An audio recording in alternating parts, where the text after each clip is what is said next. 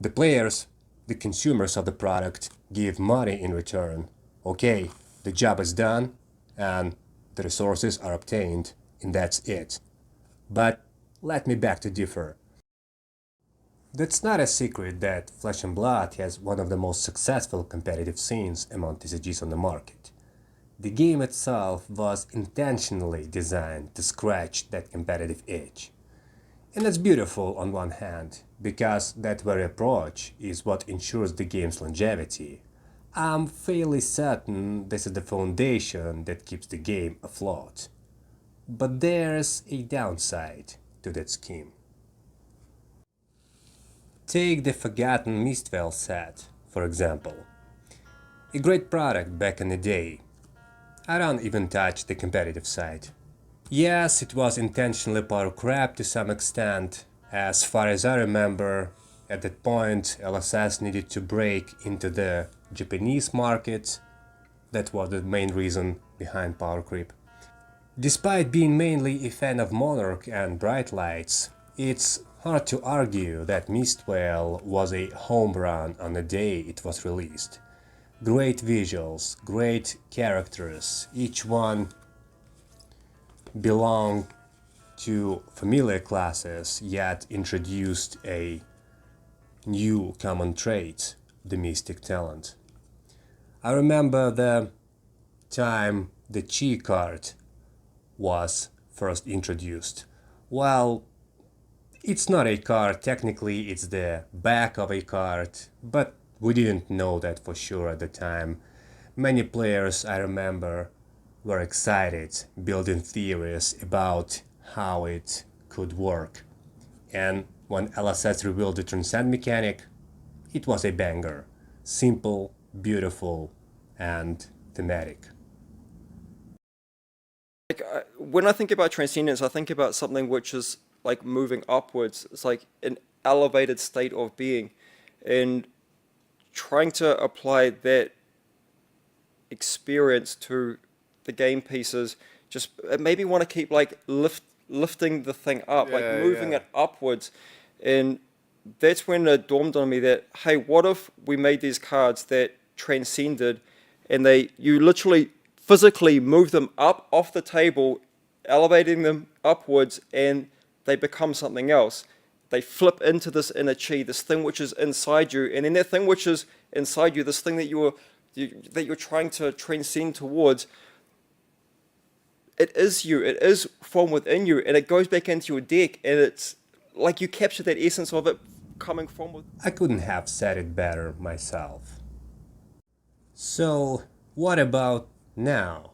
Today, that masterpiece is almost forgotten. All three heroes reached living legend long ago, and there's no longer the same interest in the set. Yes, thankfully LSS made the Silver Age, and we've got a few new Mystic cards printed in Compendium of Wraith, but what about this beautiful designs? It's such a pity, all of these cards, every single one of them, with such beautiful artwork and effect. That's model cards. I have only two. That model cards remind me of Charm card from Magic the Gathering. Beautiful but majestics. A reference to OG Miragai. Beautiful new cards. The gaze. Oh man. It seems I'll never tire repeating how good this design is. It's such a good. Again, guys, there's nothing wrong with playing to win, with fighting competitively, but that's the price we have to pay. A lot of cards, of course, not just from Mistveil, a lot of cards are completely dead competitively. And, for example, look, there is a widespread opinion. It's pretty clear. You all know about that. Imagine a person, a company does a job, and in exchange, of course, they receive resources. Okay?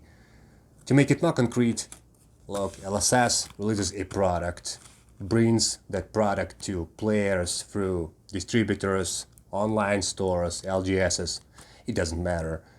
The players, the consumers of the product, give money in return. Okay, the job is done and the resources are obtained, and that's it. But let me beg to differ. My opinion is, of course, a little biased, but I've always perceived each release set in FaB as a finished, self-contained product. Maybe, should I say, a tabletop game.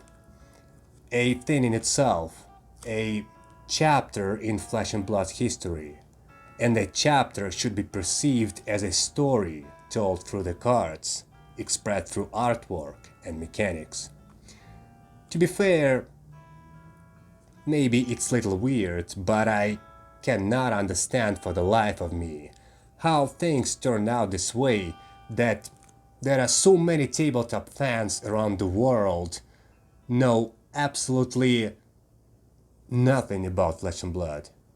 And they'd have to do, all they have to do is maybe pick up these 3 decks, maybe a booster box for variety, and start having fun.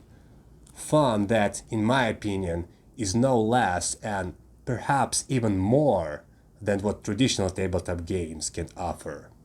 Just for a second, forget about the first letter T in TCG. The depth and replayability even within a single set like Mistveil is insane. And that approach could help bring life back to cards that are now dead for the majority of players. I'd like to believe that the work LSS once did shouldn't be limited to the competitive frame of the game. I think the outcome of that work, the Mistveil set for example, deserves honor and attention even beyond the competitive side. That's been my rant. Have a beautiful day.